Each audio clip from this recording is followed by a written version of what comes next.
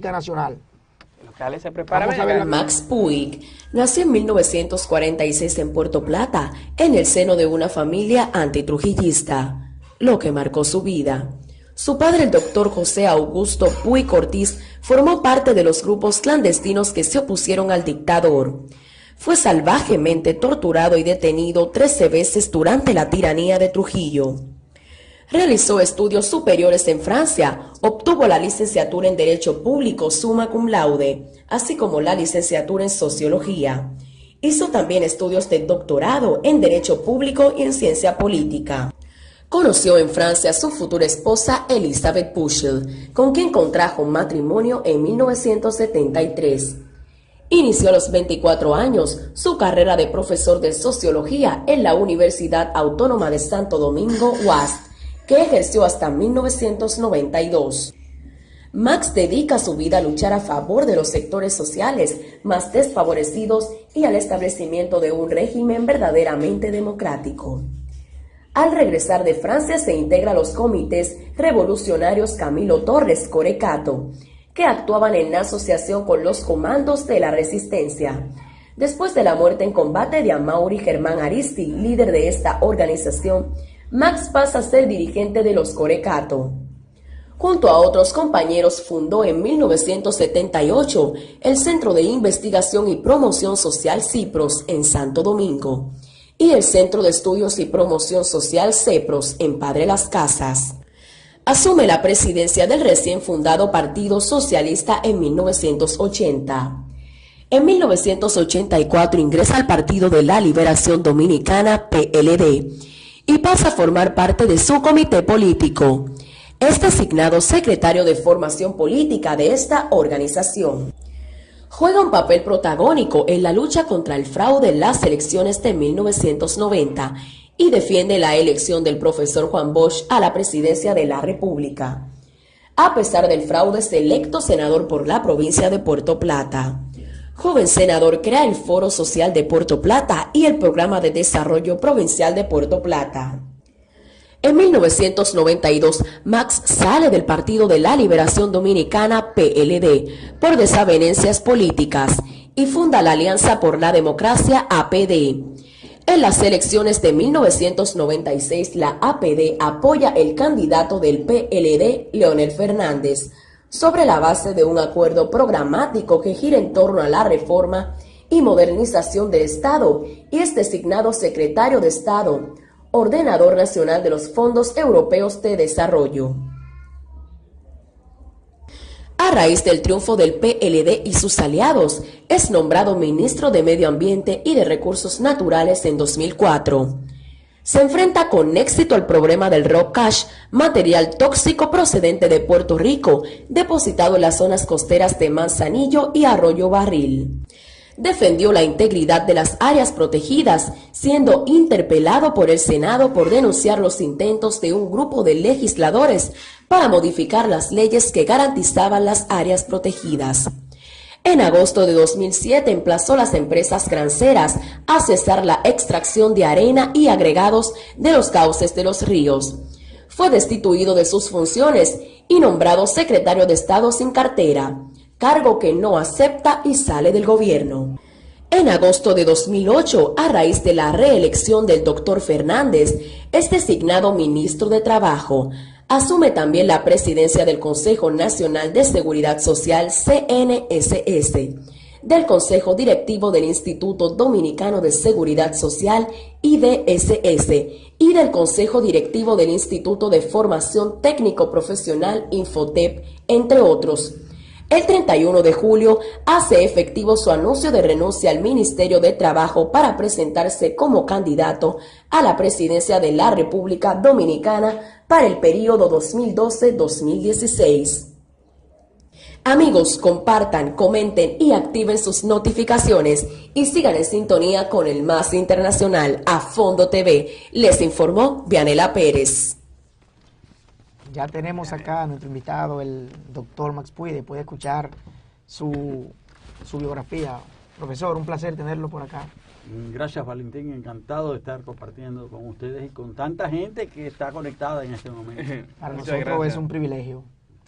Profesor, básicamente los temas con los que queremos tratar con usted son, por una parte, el tema de las minas de San Juan. Usted sabe que ha surgido una controversia, muchas personas a favor, otros en contra. Y en segundo lugar, queremos tratar un poquito el tema de los partidos minoritarios en la República Dominicana, en vista de la aprobación de la ley de partidos. Usted sabe que de alguna manera ustedes se van a ver beneficiados por una parte, pero también afectados por otra.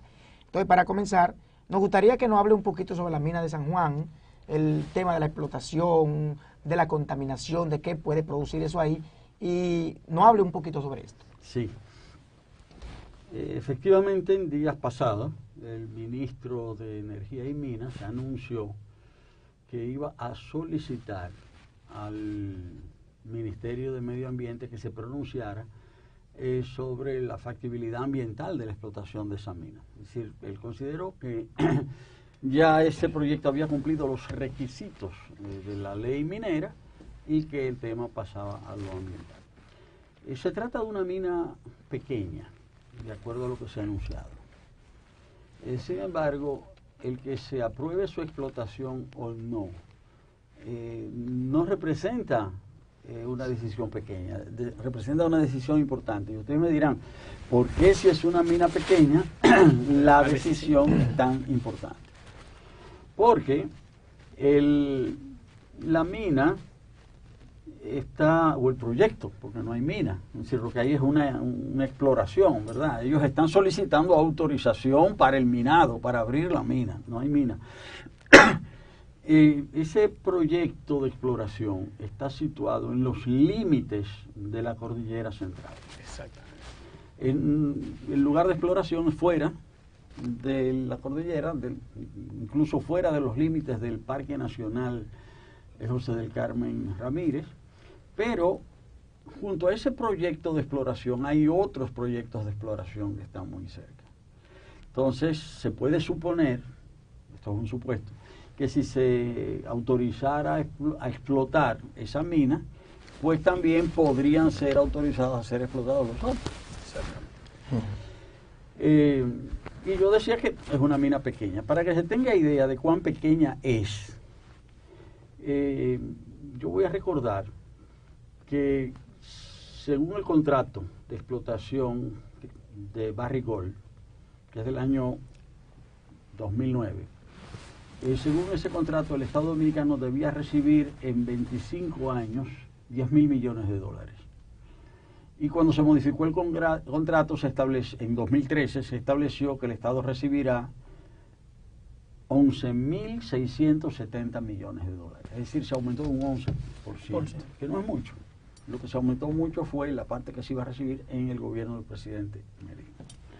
Ahora, la mina que se está anunciando, que se está solicitando autorización en San Juan, en el sector de Romero, según informó el mismo ministro de Energía y Minas, le aportaría al Estado 225 millones de dólares de 5 a 7 años.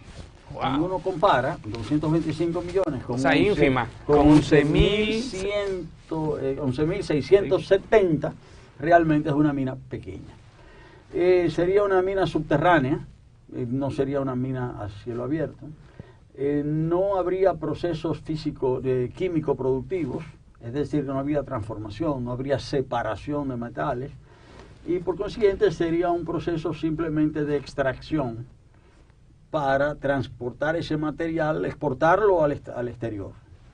Por eso es que ellos dicen que se utilizaría poca agua, que no se contaminarían las aguas y que no afectaría mucho los recursos por ser subterráneo. Pero es que ese no es el problema. Ese no es el problema. El problema es que ese proyecto de exploración, esa autorización de exploración se produjo en una cuenca alta. Es decir, ya está una cuenca alta donde nacen dos afluentes del río San Juan. Y ustedes saben que incluso la ganadería está prohibida cerca de los ríos. Es decir, hasta la ganadería, no se pueden desmontar los bosques. Es decir, ¿por qué? Porque hay que proteger los nacimientos de las fuentes de agua. Y resulta que es en la cordillera central donde nacen no solamente esos afluentes del río San Juan, sino donde nacen prácticamente los afluentes de todos los grandes ríos de la isla. Y por eso es que toda la región de la cordillera central es considerada la madre de las aguas. Entonces, ahí, por eso, se prohíbe por eso en sentido general que haya explotación minera más allá de una cierta cota, más allá de una cierta altitud. En sentido general, en los diferentes países del mundo, y eso es muy restringido. Entonces, el tema es que en nuestro país este tipo de situación no está claramente establecido en la ley. ¿Por qué? Porque la ley no se ha cumplido. Me explico. La ley de medio ambiente... Doctor, sí. no se ha cumplido esa, pero son ninguna que se cumplen, Bueno, si a eso vamos. Sí, pero como estamos hablando de... Claro, como estamos hablando... De esa. Resulta que cuando se votó y se emitió, ¿verdad? Cuando se puso en vigencia la Ley General de Medio Ambiente y Recursos Naturales, en agosto del año 2000, es la Ley 6400, esa ley establece, porque no se ha modificado, que como complemento a esa ley debían ser votadas otras leyes. Pues de esas otras leyes que se debían votar como complemento, no se han aprobado salvo la Ley de Áreas Protegidas y Biodiversidad. Pero una de las leyes que se establece en esa ley que deben ser aprobadas es una ley de ordenamiento territorial.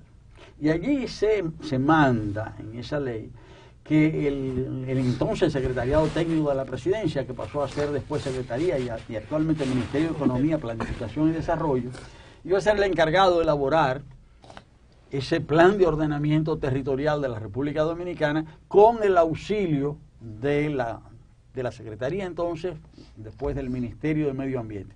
Pues eso fue en el año 2000, estamos en el 2018, no se ha elaborado el plan de ordenamiento territorial. Y en ese plan de ordenamiento territorial es el plan en que se deben delimitar con claridad cuáles son los usos del suelo en la República Dominicana. Y decir, bueno, en esta parte vamos a hacer industrias, esta va a ser zona urbana, aquí va a haber agricultura extensiva, aquí va a haber agricultura especializada, aquí. Entonces, ese plan, en base a ese plan, después es que deben ser evaluados los proyectos. Pero se debería saber eso con claridad. En el proyecto, hay un proyecto de ley minera, también se establece en ese proyecto de ley que a partir de una cierta altitud no se permitiría la explotación minera.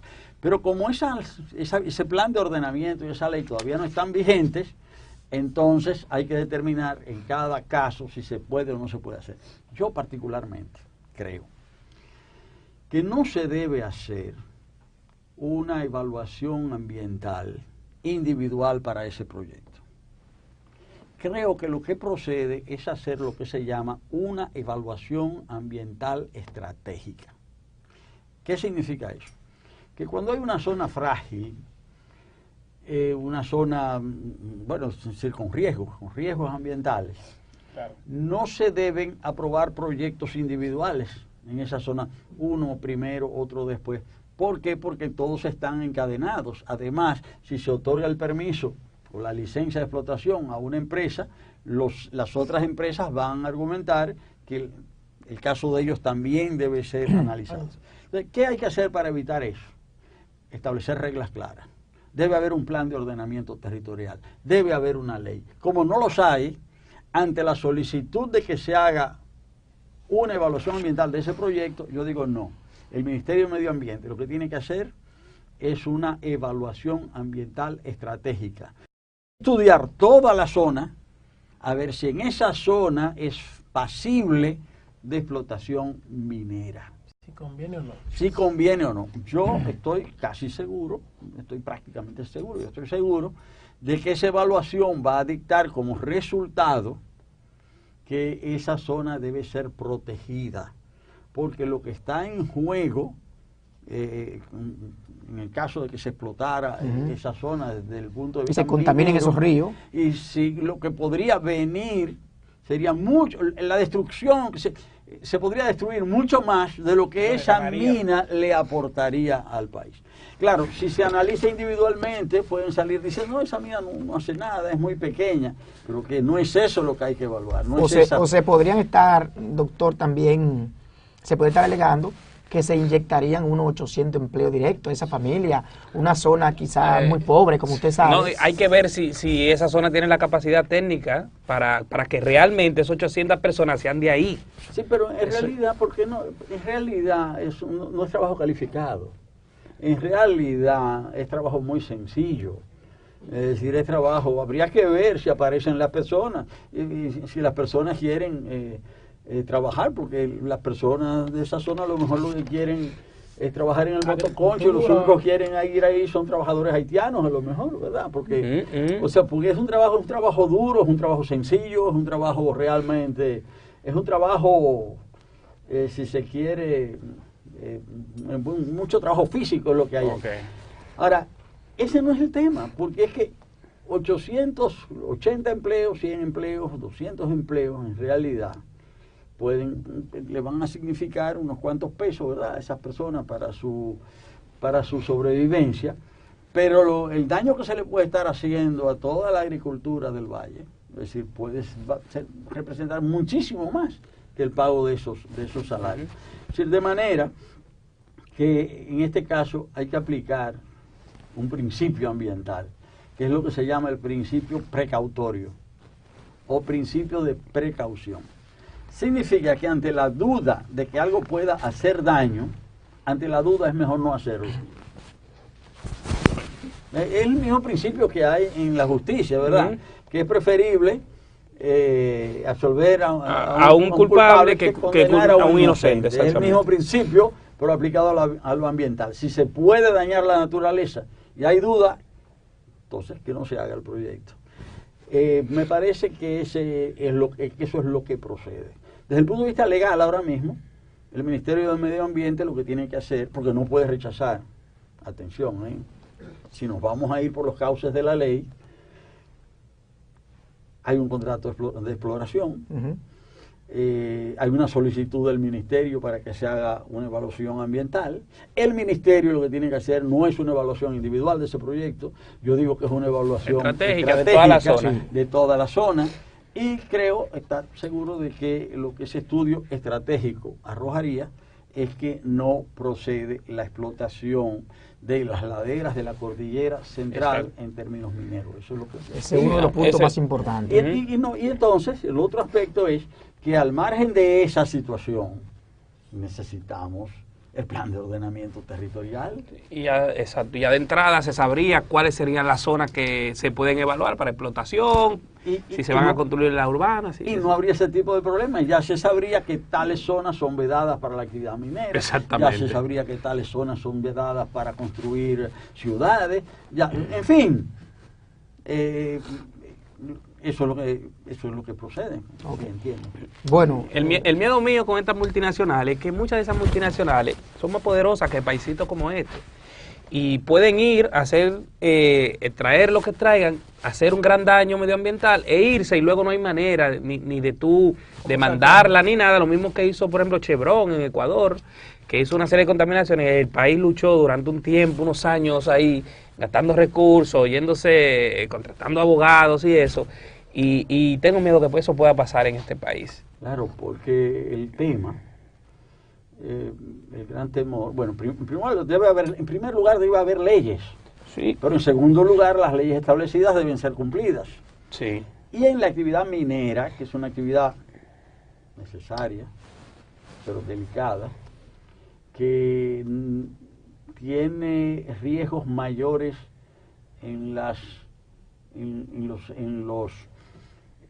territorios insulares, es decir, hay más riesgo de la actividad minera, sobre todo en un país como la República Dominicana, que es sumamente accidentado en términos orográficos. El Pico Duarte, mucha gente no lo sabe, es la elevación física más importante en toda la costa este de América, de todo el continente americano. Desde Groenlandia hasta de toda la costa este. De toda la costa este del continente. Ah, ya, porque la Concagua está en la costa. No, hay muchas montañas en Sí, la costa oeste. exactamente. Los Andes están en la costa Exactamente, oeste. sí. No, Pero de la costa este, el Pico Verde es la elevación es más la importante. elevación más importante de Ay, toda no sé la esa costa edad. este del continente americano. Wow. Y precisamente cuando los indígenas llamaban a este territorio Haití, Tierra alta. Tierra montañosa. Cuando uno compara Haití a República Dominicana, nuestra isla, con la isla de Cuba o con la isla de Puerto Rico, aquellas son islas prácticamente llanas. El pico Turquino, que es el pico más alto de Cuba, no llega a la tercera parte del pico Duarte. Wow. Entonces, son situaciones. Ahora, eso hace también que este sistema, ¿verdad? Este ecosistema, el ecosistema de las islas sea más frágil y más en una isla tan montañosa como esta. El gran problema, diríamos, ambiental de Haití, es que Haití tiene más montañas y menos valles que la República Dominicana. La parte del territorio nuestro, en montañas, es proporcionalmente nosotros tenemos menos montañas que Haití. Ellos tienen más montañas que valles. Okay. Entonces, eso hace que, al haberse producido una deforestación importante de las montañas, eso afecta a todo el sistema productivo. Por eso es que hay que cuidar tanto. Por eso es que hay que cuidar tanto la cordillera central. Y hay gente que dice, bueno, que Haití. Bueno, sí, pero usted lo que tiene que hacer es cuidar la República Dominicana. Exactamente. O sea, Profesor. para que no se deteriore en los niveles en que se ha deteriorado Haití. Exactamente. Sumamente magistral la exposición, pero usted sabe que en televisión el tiempo es corto. Vamos a entrar un poquito en lo que es política nacional. ¿Cómo no? En vista de que usted sabe que la ley de partidos está en veremos, no veremos, ya parece que este año va a ser definitiva su aprobación. Y no es un secreto para nadie que las personas que dirigen partidos minoritarios, como es el caso de usted, de alguna manera se van a ver afectados, positiva o negativamente. ¿Qué usted considera que le puede traer de positivo a usted de la ley de partido? ¿Cuál es el futuro real de las organizaciones minoritarias para la República Dominicana? Sí.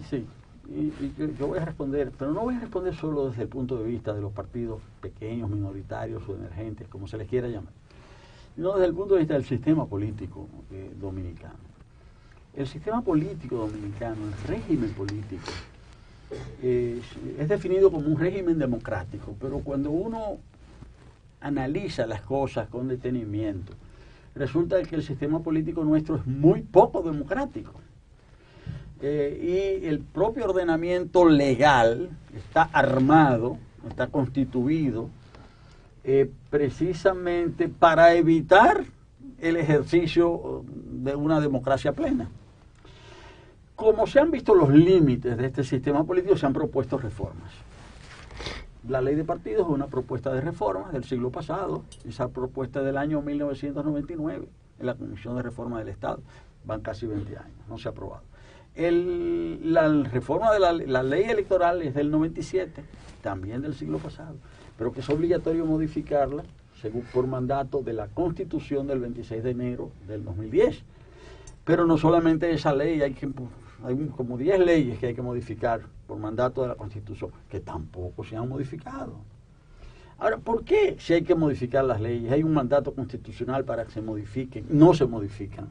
Habiendo un partido que tiene el control total de las cámaras legislativas de manera constante desde el año 2006. Bueno, porque no le interesa, porque si tiene el control, las hubiese podido modificar. Entonces se dice, no se han modificado las leyes porque a los partidos no les interesa. No es cierto. A los partidos sí nos interesa, a los pequeños y a los más grandes les interesa, pero el partido de gobierno no le interesa. Ahora, ese partido de gobierno tiene una característica. Ya no es un simple partido de gobierno, es un partido dominante. Y yo utilizo el término partido dominante en el concepto de partido dominante, en el concepto del sistema político mexicano que vivió México bajo el Partido Revolucionario Institucional. En México, bajo el PRI, bajo el Partido Revolucionario Institucional, había muchos partidos. El PRI no era un partido único, pero era un partido que controlaba todo. Controlaba todas las instituciones, controlaba los sindicatos, controlaba la comunicación, la prensa. Entonces, habían otros partidos, pero eran partidos también subalternos, muchos de sus dirigentes eran sobornados. Entonces, es un sistema... Un partido Estado, ¿eh? Sí, pero existen otros partidos, o sea, no es un sistema de partido único. Es un sistema que supuestamente es democrático, pero un solo es capaz de... tiene el control. Y nosotros hemos entrado aquí en un sistema de partido dominante, sobre todo desde el año 2006, sobre todo desde que el PLD logró el control de las cámaras legislativas, y del 2010, cuando con la modificación de la Constitución logró el control pleno de las llamadas altas cortes, porque hubo que reestructurarlas. Pero además de eso hay un control de las conciencias, a través del control los medios de comunicación. Y hay un control de los pobres a través de las transferencias condicionadas, la tarjeta. Entonces, las dádivas. Sí, esto es un control, porque mucha gente dice, bueno, ¿cuántas personas son beneficiarias de tarjetas? Según lo que yo tuve oportunidad de consultar hace varios meses, tengo que ponerme al día porque eso aumenta, era 1.300.000 familias. Eso es mucha gente. Es más de la mitad de la República Dominicana. En la República Dominicana lo que hay es aproximadamente 2 millones y pico de hogares. O sea, y en los hogares más pobres es donde hay más personas. Entonces 1.300.000 es un número exorbitante. Pero a veces eso no necesariamente es tan determinante las elecciones. Sí, pero mucha gente...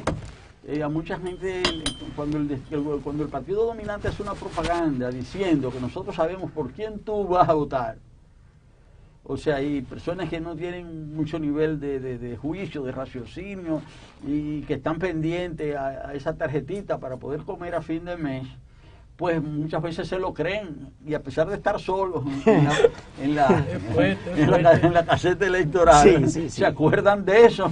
Y a lo mejor es verdad que ellos se van a dar cuenta porque... pero para la tarjeta, yo creo que la tarjeta monetaria condicionada responde en otra cosa y no un ejercicio propiamente de la República Dominicana.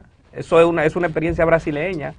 Y siempre nosotros, por ejemplo, los que estamos en política, hablamos mucho y citamos siempre a Brasil cuando hablamos de Lula. ¿No? Lula sacó 10 millones de personas de la pobreza, pero el primer ejercicio fue la transferencia monetaria condicionada, porque hay una deuda social acumulada en Latinoamérica, y en lo que las políticas públicas resuelven el problema de la pobreza, esa gente no la podemos dejar morir. Claro, pero el primer director de Hambre Cero, que fue ese primer programa de Lula, fue Frei Beto.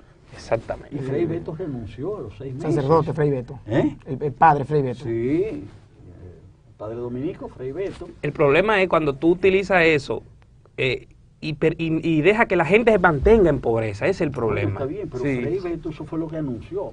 O sea, Lula le pidió que dirigiera el programa Fomicero, y entonces él lo empezó a dirigir y al cabo de 6 meses renunció diciendo, mire, este programa vale la pena, es importante, pero de la manera en que se está manejando, esto es un programa, o sea, que corre el peligro de ser desvirtuado. Bueno, yo creo que en Brasil lo desvirtuaron parcialmente, pero aquí se desvirtuó totalmente. Ahí es donde está el problema. Doctor. O sea, porque los programas en Brasil, esos 20 millones que salieron de la pobreza, realmente aquello vale la pena verlo. O sea, yo tuve yo he estado teniendo oportunidad de ir a Brasil y ver cómo están articulados esos programas. Claro. Ya, lo que se hace aquí no tiene nada que ver con aquello, aunque la fuente inspiradora haya sido justamente yo creo que quizá en un principio, cuando se iniciaron, puede que se pareciera un poco a eso que usted está mencionando, pero ahora yo creo que estamos en un momento donde se llaman transferencias monetarias de cuarta generación, como una serie de programas que no solamente la tarjeta, sino que hay una corresponsabilidad de que tú llevar a la gente al médico, un acompañamiento socioeducativo en donde a través el participante de estos programas tiene que formarse y toda esa cuestión. Yo lo sé todo eso. Sí. Pero cuando cerca de las elecciones, el partido dominante llama a los dueños de colmados. Eso es inocultable, eso que dice el doctor, eso es real. Cuando el partido dominante llama a los dueños de colmados que tienen acceso a la tarjeta y les dicen, ustedes cada uno va a aportar tanto, y el que no lo aporte le quitamos la tarjeta. Eso es real. Pero yo nunca he escuchado una denuncia. ¿Tú no has escuchado nada de eso? Eso es real. Un colmadero de lo que están en la red de abastos sociales, claro. Decir, me llamó el partido de gobierno. No, yo tengo... no es que no lo van a decir. En este país no se va a denunciar eso. No lo denuncian. Óyeme, uno, porque aunque sea uno de la oposición, algún colmado de la oposición debe de haber. Pues entonces, claro. Sí, entonces ese lo hubiera denunciado. En las elecciones del año 2002, yo fui candidato presidencial, nosotros aportamos a la Junta muchas pruebas de eso, de esa situación.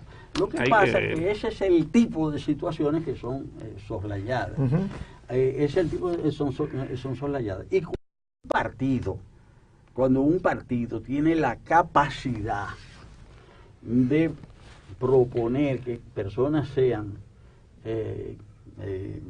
introducidas en el sistema de la tarjeta o que personas sean retiradas, bueno, entonces ya la gente se da cuenta de que son programas instrumentalizados políticamente. Y además, cuando antes de las elecciones hay personas que reciben la tarjeta, aumentan la tarjeta en 100.000 beneficiarios, se la dan 3 meses y cuando pasan las elecciones se la quitan a esos 100.000.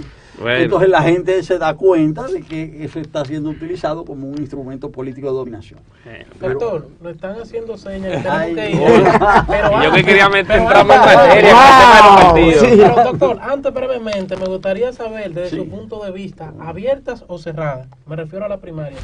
Bueno, yo creo que las primarias abiertas están ya no tienen cabida.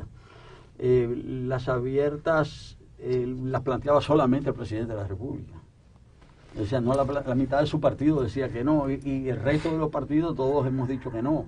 Hicimos una reunión con el presidente de la Junta Central Electoral, con el pleno de la Junta, todos los presidentes de los partidos, sí. Y nadie defendió las abiertas. Nadie. Incluso los partidos aliados del gobierno no la defendieron. El único que dijo algo así... Pero fue Miguel Vargas, ¿no? Sí, él estaba allí. Pero el PRD la hizo cerrada, pero él defiende las abiertas.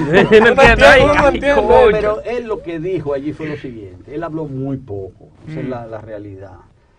Y yo lo digo porque es verdad, porque hay que ser justo, decir lo que fue. Él dijo, las posiciones de mi partido han sido expuestas públicamente. Son, por tanto, muy conocidas. Así es que yo no las voy a reiterar aquí. Hizo una exposición muy breve, entonces al final lo que hizo fue prácticamente saludar la iniciativa, pero él no ni defendió nada ni atacó nada. Él prácticamente se mantuvo. Sí, él tuvo una participación muy limitada. Claro, fue una participación correcta, él dijo allí lo que pensaba su partido y ahí se quedó. Pero luego, a partir de ahí, el presidente Fernández, que estaba ahí, dijo, bueno, mi partido no ha fijado posición, ahora yo, personalmente, creo esto, y acabó con las abiertas. Y después nadie defendió las abiertas. O sea, allí prácticamente se oyó un solo tono, porque la Junta, el presidente de ellos, todos están en contra de las abiertas. Ahora, el PLD, el partido dominante, no se ha podido poner de acuerdo respecto a ese tema, y para salir del paso y a ver lo que hacen ahora, lo que encuentran, entonces decidieron pasar la decisión a la Cámara. Y eso es trascendente, porque hasta ahora, para ese partido había sido algo de principio, que todo lo decidía el comité político, y ahora no pudo. Eso quiere decir que aquí se está meneando el altar, y si se menea el altar se pueden caer los santos. Bueno. Tenemos que hacer un programa especial donde le dediquemos la hora completa a usted. Sí. Porque realmente no hemos quedado con sed de seguir escuchándolo, pero como usted sabrá, en televisión el tiempo es menos. Doctor, placer tenerlo por acá y esperamos volver a verlo. Muchas gracias. Señores, será hasta otra entrega. Gracias.